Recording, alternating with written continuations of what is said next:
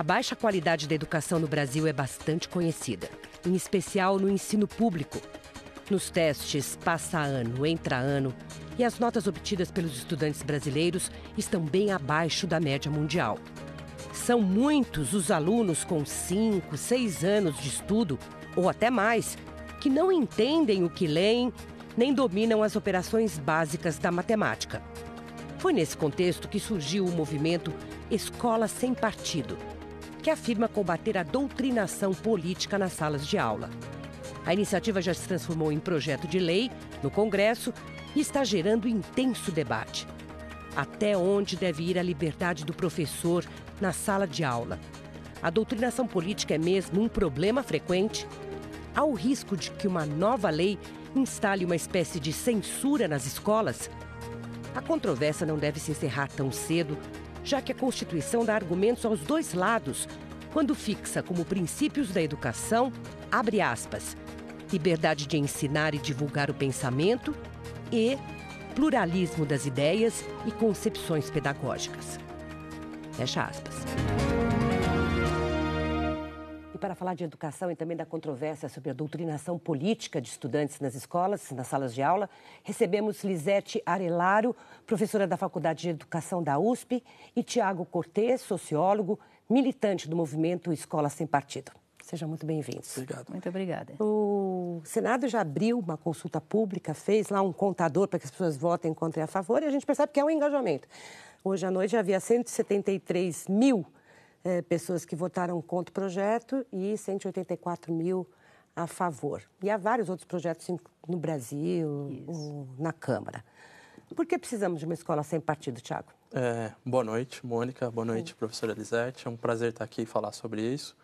Bom, primeiro eu gostaria de me ater ao que o projeto diz, no que ele é mais essencial. Assim, ele vem resgatar aqueles princípios constitucionais que a reportagem mesmo passou, do pluralismo de ideias, da neutralidade do Estado, da liberdade de ensinar e de cátedra.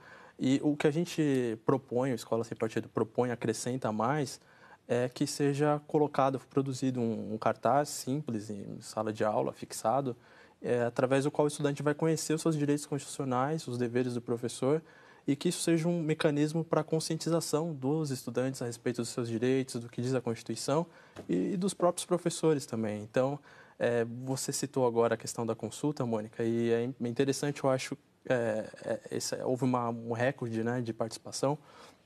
Eu acho que isso é um sinal bastante claro que essa é uma realidade que realmente tem suscitado questões em estudantes secundaristas, universitários, pais de alunos. Não é por acaso que o Escola Sem Partido hoje é um movimento nacional. Mas também houve uma reação bastante forte. Quer dizer, inúmeras associações de professores nas universidades, várias entidades, dizendo não, esse projeto é péssimo para a sala de aula. Por quê, professora?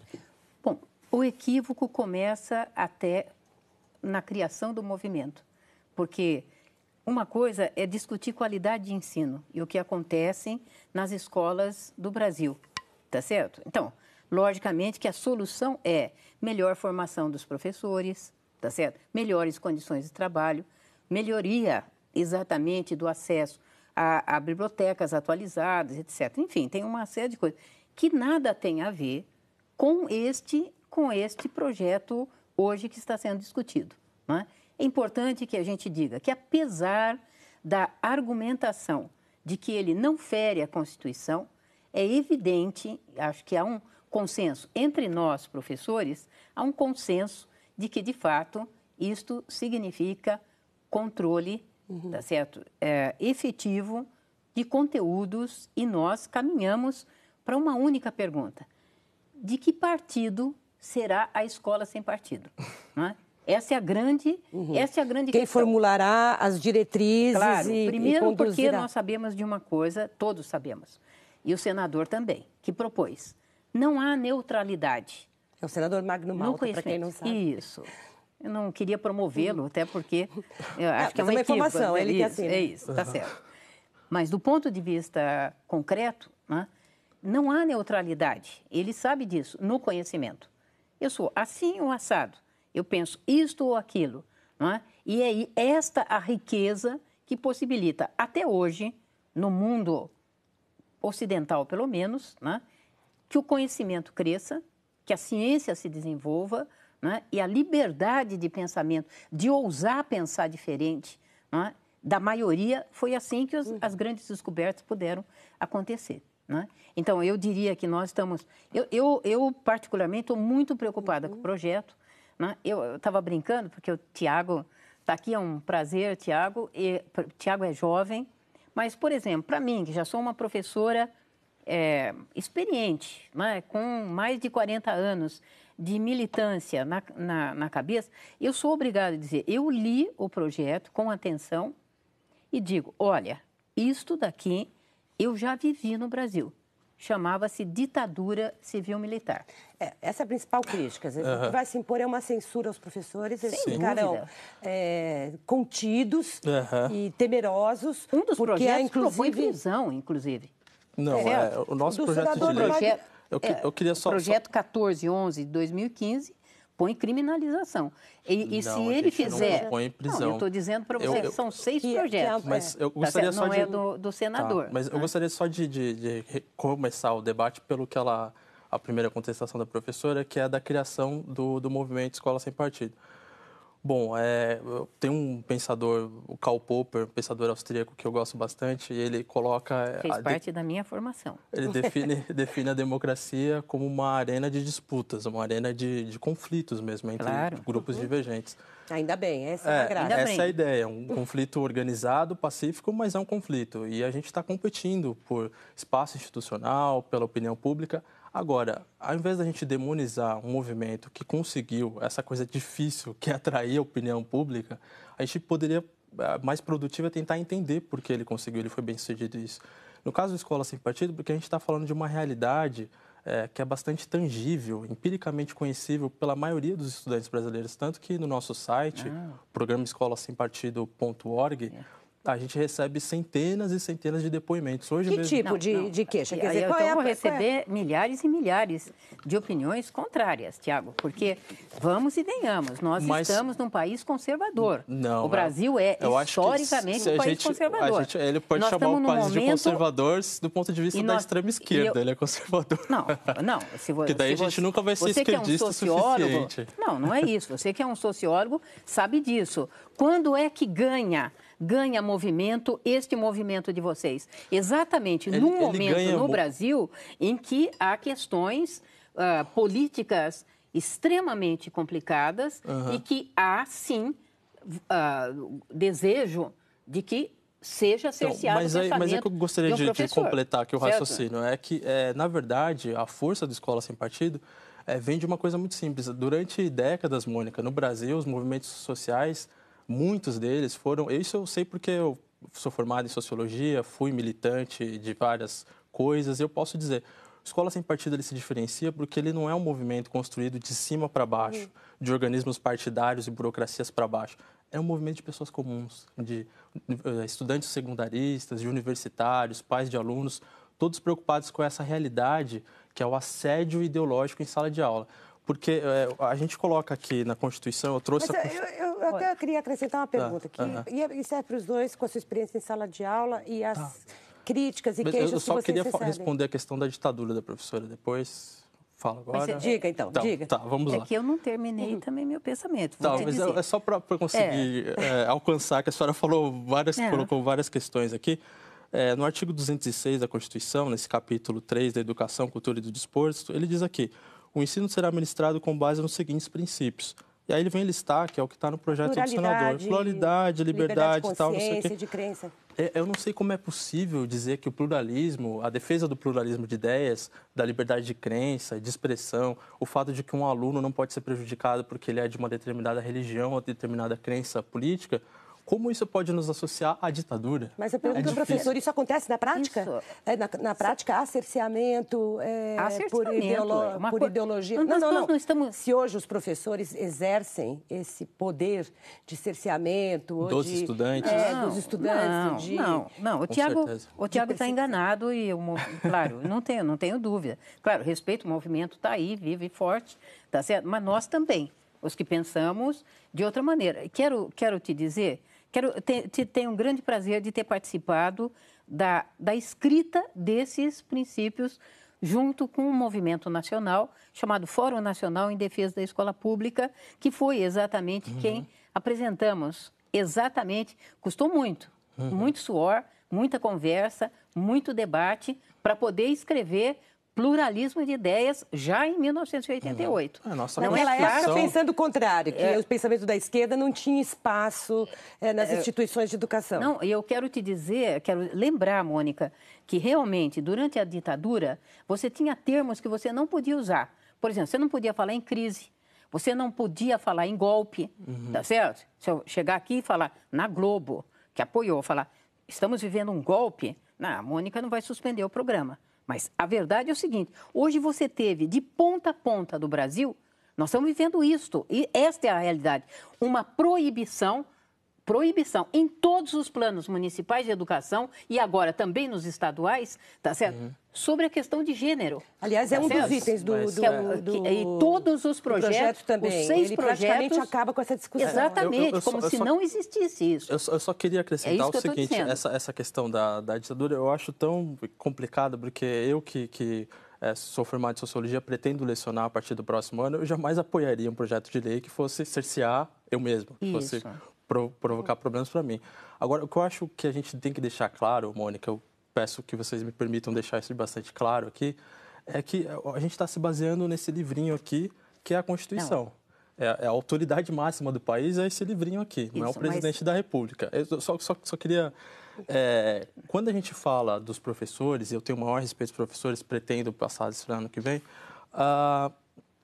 os professores têm uma missão muito nobre para cumprir. Toda a sociedade que preze o progresso, tem que cuidar bem dos seus professores. Deveria valorizar os professores. Sim, sem dúvida. Agora, eles também estão subordinados à autoridade máxima do país, que é a Constituição. E a Constituição é bastante clara ao dizer que o professor, no exercício da sua função em sala de aula, ele tem que prezar pelos princípios constitucionais. Veja bem, professora, todos nós, como cidadãos, nós temos deveres constitucionais a cumprir. Como profissionais, nós temos regras para observar, rituais. O presidente do STF, por exemplo, não pode abrir uma sessão da Suprema Corte dizendo, primeiramente, fora Temer. Por quê? Porque ele, como um agente público, um agente do Estado, ele deve prezar pelo princípio da impessoalidade. E o professor em sala de aula, só para completar, o professor em sala de aula também tem que prestar atenção nessa senhorinha aqui, que é a Constituição. Não tem nada de ditador nisso. Eu quero trazer um outro tema aqui, Lisete, acho que você pode ajudar também, que é a questão do livro didático. Quer dizer, muita gente já estudou o conteúdo dos livros e da maior parte dos que são vendidos no Brasil tem claramente o viés ideológico, político, partidário, né? Os livros de história, de geografias, de sociologia. E acho que aí é o ponto. São os pais, os alunos que veem em livros com claras mensagens, assim. O governo Fernando Henrique, o PSDB foram nocivos, foram terríveis para o Brasil. Aí o governo petista, o governo Lula fizeram todas as maravilhas. Ou o regime socialista, comunista em Cuba é o melhor regime. O capitalismo é a causa de todos os males. Então, fica claramente ali, sim, o viés. É disso que nós estamos falando? É de livros didáticos com viés, com erros factuais, inclusive? Ou é o debate e o confronto mesmo em sala de aula? Eu queria... Eu acho que o que nós estamos falando é realmente que há grupos no Brasil hoje que não suportam a divergência. Mas nós queremos a divergência, professora. Nós queremos o pluralismo na sala de aula. A lei de Mordaça. Querido, vamos ser objetivos. O Brasil não é um país que defende o marxismo. Mas eu não estou fazendo essa afirmação, professora. Estou dizendo... Eu diria para você, que é sociólogo, você seria um bom sociólogo se você teria condições científicas de ser um bom sociólogo se você não tivesse estudado Durkheim, Weber e Marx, que são clássicos, são visões, eles são fundamentais para você fazer qualquer reflexão sociológica. Esse é o ponto-chave que tem a ver com a pergunta da Mônica. Mônica, eu até agradeço por ter mencionado essa questão. Eu, como estudante que passei pelo ensino médio, universidade, etc., pretendo lecionar, que leio muito, Você estudou onde, Tiago? Na Escola de Sociologia e Política de São Paulo. Isso. E você estudava marxismo lá? Sim. Bastante. Deixa eu tentar completar aqui, professor. Mas, assim, o que eu queria dizer é o seguinte. Quando a gente percebe na bibliografia que você está mencionando aí, além dessa, claro, viés ideológico à esquerda, não sei por que é à esquerda, essa é outra questão, outro programa, mas é à esquerda, eu queria pontuar o seguinte, Mônica, além do problema que está aí, tem o problema do que não está aí, que é o que a professora está mencionando. Tem autores importantíssimos para a tradição do pensamento anglo-saxão que os estudantes brasileiros entram e saem da universidade, eles não conhecem. Edmund Burke, Roger Scruton, Michael Oakeshott, Russell Kirk, são uma galeria imensa de autores que estão excluídos, porque para o MEC é como se eles não existissem, eles não estão nos nossos livros didáticos, eles não são discutidos em sala de aula. O que a gente quer é inserir mais autores, inserir novas tradições. O que a gente quer é realmente a divergência e não o catecismo ideológico. Essa pluralidade não está faltando? De fato, há uma crítica recorrente da sociedade Mônica, de que a escola não em relação a livro didático. Não em relação a livro didático. Tem livros didáticos terríveis, professora. Não, da coleção da nova história crítica aqui. Aqui você pode dizer assim, mas deixa eu mencionar só um exemplo para a senhora. Há livros, um momentinho só. Há livros terríveis em todas as direções. Tá certo? Sim, em todas as direções. Claro. Há mas há uma predominância há livros aqui. de caráter absolutamente reacionários. Mas no material didático? Sim, totalmente. O negro, até ontem, era tratado com desprezo em 85% dos livros didáticos no Brasil. Tá certo? Todos, inclusive para criança. Quem era a mulher? Eu estou citando aqui a coleção Nova Cultura Histórica, a Nova Crítica Histórica. Qual a coleção que tratava o negro como uma coisa submissa? Tem uma espécie de cânone do livro didático, claro, que são os livros que o governo compra e distribui para as escolas. Para as escolas de educação básica. Nós estamos discutindo escola de educação básica. E antes de entrar nessa questão da educação básica, eu queria pontuar isso, Mônica. Quer dizer, a gente teve um problema aqui, que é em relação a essa compra que o governo do Estado, o governo federal fez dos livros didáticos. Que faz, comprou isso, mas ele comprou uma grande quantidade de... 28 anos. Sim, mas só para pontuar. Ele comprou uma quantidade enorme de livros didáticos que tinham informações do tipo: o atentado de 11 de setembro foi um ato da extrema-direita, foi claramente, pelo seu modus operandi, um trabalho de conservadores. Agora, vamos atrás do autor desse material didático maravilhoso. Eu não vou citar o nome aqui no ar, mas é um senhor que não tem diploma universitário. O governo brasileiro comprou bilhões e milhões de edições, tornou esse cara milionário. Quem? Então, posso citar no ar? Pode. Você está já estou citando o nome, né? Lógico. Mário Furey-Schmidt. E ele comprou milhões e milhões. Agora, a questão que eu faço é: como que se dá esse processo de compra? Quais são os critérios que são utilizados? Eu acho que esse tem que ser parte do debate também. Elisete, quer dizer, por que houve... Escolha são constantes os erros factuais nesses livros. A gente já vira e mexe, Mônica, a imprensa, especialistas olham. Vou voltar, vou querer lembrar de uma coisa. Na ditadura civil-militar, só para você saber, não se podia falar na Revolução Russa. Sabia disso? Na Revolução Russa? Era proibido. Uhum. Que gerou um problema para os professores de história. Porque como é que você explica as causas da Segunda Grande Guerra? Tá certo? E você pulava. Como ninguém queria falar também do governo militar. Então, no Brasil, os livros de educação do ensino fundamental iam só até a posse do Castelo Branco. Ponto. E aí acabou a história. Tá certo? Porque ninguém queria falar. Vai falar o quê? Tá certo? Que está na ditadura. Se usasse esse termo, estamos numa ditadura, seria presa. Tá certo? Então, você não fala. Certo. Tá certo? Eu quero te dizer que nós entendemos que esta lei que você está defendendo aqui, por isso mesmo, o apelido verdadeiro dela é a lei da mordaça.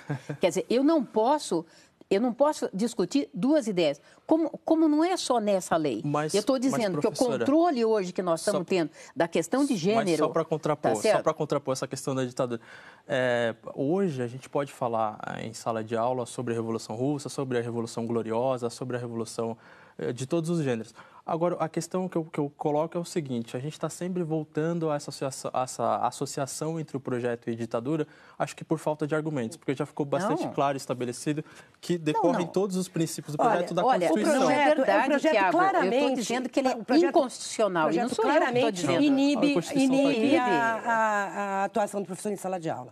O projeto claramente cria canais de reclamação, se o aluno que denunciar... Mas, Mônica... Deixa eu completar, porque o nosso tempo vai acabando. Tá acabando já?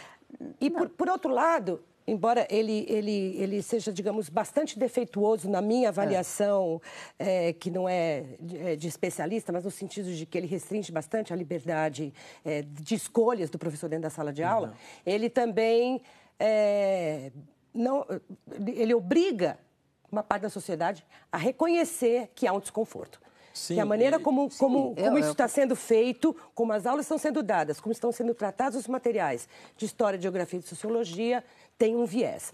Portanto, qual seria a solução ideal para esse problema? Mônica, que atendesse à pluralidade e à liberdade, da mesma forma como diz a Constituição. Mas vai ser daqui a pouquinho, depois do intervalo.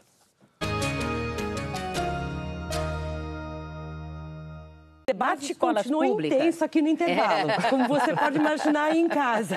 Bastante, o assunto realmente mexe com quem é preocupado com a educação no Brasil. Mas a minha pergunta está aqui para ouvir a conclusão de vocês. Quer dizer, a Constituição garante a liberdade em sala de aula e espera ou propõe a pluralidade no conhecimento e no pensamento. Então, a sociedade está desconfortável, parte dela, com o viés ideológico das escolas e de universidades, mas o professor tem que ser livre. Como se concilia? O senador Cristóvão Buarque, que vai pegar esse projeto, vai ter que fazer um relatório, é um educador. O que ele deve fazer para esse projeto ficar bom, professora? Continuar defendendo a liberdade de pensamento. Rasgar o projeto? Pode rasgar o projeto. Tem outros melhores. Alguma lei que é possível? Vamos defender de outra maneira. Vamos formar melhor os professores. Se os professores tiverem uma formação, que hoje uma grande discussão no país é sobre a formação dos professores, que hoje é feita pela maioria de escolas, 75% dos professores de educação básica são formados por escolas privadas. Você veja que isso até é uma contradição, que a cada dia estão desqualificando a formação. Mas os professores já estão agora em sala de aula ensinando. Então, o problema é de uma geração que já está mas eu diria que não é verdade também que eles realmente, em todos os lugares, você tenha a maioria desta questão que esse projeto pretende acusar. Vamos dizer uma coisa. Thiago, a maioria das escolas, na maioria das escolas, por exemplo, se reza. Nas maiores das escolas públicas, tá certo? Bom, se eu não for cristã ou católica, tá certo? Se eu for budista ou se eu for acreditar no candomblé, tá certo? Eu tô fora, mas eu sou obrigada hoje. Mas o professor faz o aluno rezar ou o aluno não pode rezar por ele mesmo? Não, ele pode rezar por ele mesmo. Mas nas escolas públicas hoje, apesar de defendermos o ensino laico, tá certo? Você sabe que essa é em nome do quê? Da maioria dos brasileiros. Os alunos se reúnem e rezam nas escolas públicas? Não, os professores... Thiago, se neutralidade é algo impossível de ser alcançado e pluralismo é o ideal, como manter a liberdade e o pluralismo ao mesmo tempo num bom projeto de lei, num projeto que não iniba o professor dentro da sala de aula? Bom, eu tenho certeza, esse projeto não inibe. Eu gostaria só de pontuar o seguinte, quer dizer, o professor, ele tem... Mas eu estou com o projeto aqui, a Constituição aqui, professor. É isso. O professor, ele não vai ser cerceado, porque esses deveres dos quais o projeto Escola Sem Partido fala, eles já estão consagrados na Constituição. Então, o professor... Mas ele é contraditório, ele diz uma coisa e diz isso. Professor, por favor. O professor, ele já está debaixo da autoridade máxima, de novo, que aqui é a Constituição, que fala do pluralismo, liberdade de expressão, etc., tudo que a gente defende. Bom, o fato é que hoje o que a gente tem a visão no Brasil é que a Constituição pode valer pouco, pode valer muito, pode valer isso, pode valer aquilo. A realidade, o fato surpreendente, que muita gente tem se chocado, e aí é importante a gente educar os professores nesse sentido. A Constituição também vale para os professores. A validade dela também está para a sala de aula. A sala de aula não é um universo paralelo onde tudo se pode, não é assim. O professor, ele tem que ter, sim, o mínimo de cuidado no que ele faz, porque ele está lidando com o filho dos outros, né? Então, começa por aí. Quer dizer, não pode o professor fazer o que bem entender em sala de aula, fazer do jeito dele. Todos nós, trabalhadores e cidadãos, temos as nossas obrigações, os nossos deveres, com os professores é a mesma coisa. Bom, então, e o que ele faria em sala de aula diferente da sua convicção? Oferecer, professor, acesso a diferentes tradições de pensamento, esses autores que eu citei. Tradições de pensamento não está previsto no projeto do senador. Do pluralismo de ideias. Ele manteve o pluralismo Ele manteve o pluralismo no artigo 2º, porque não pode mudar a Constituição, porém, ele impede o pluralismo. Mas como a senhora sabe que ele quis fazer isso? Por telepatia? Não, telepatia ele colocou basta pluralismo, ver... Ele colocou pluralismo porque ele acredita no pluralismo. Esse projeto ele não pôde tirar o pluralismo. Bastante melhorado. Não, eu espero que essa discussão que está instalada na sociedade, porque o tema pegou, talvez pela circunstância histórica, pelo nosso momento que vivemos, em que, digamos, as duas correntes de pensamento no Brasil entraram em choque importante e estão redefinindo. E espero que a sociedade participe. E que uma boa redação que garanta a pluralidade do conhecimento para o aluno e o professor fique à vontade dentro da sala de aula seja alcançado.